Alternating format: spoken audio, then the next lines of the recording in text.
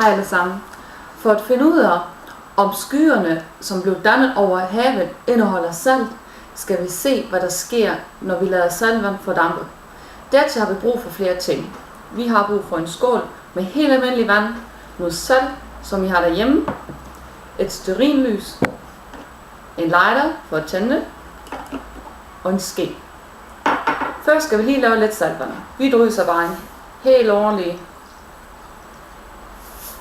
salt ind i den, og rører bare rundt, indtil det løsner sig op.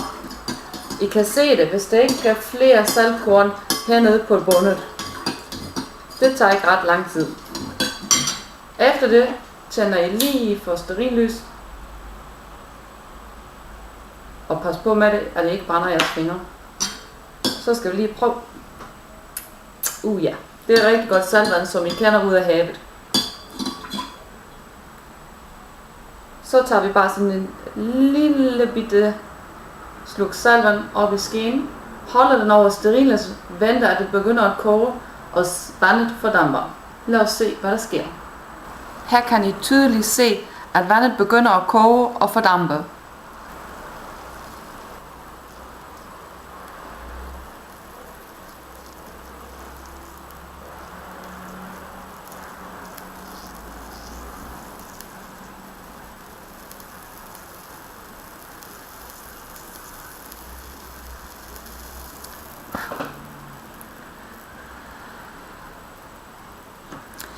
Her på skeen kan jeg tydeligt se, at det eneste, som blev til overs, efter at vandet er fordampet, er saltet. Så saltet løsner sig fra vandet ved fordampningen.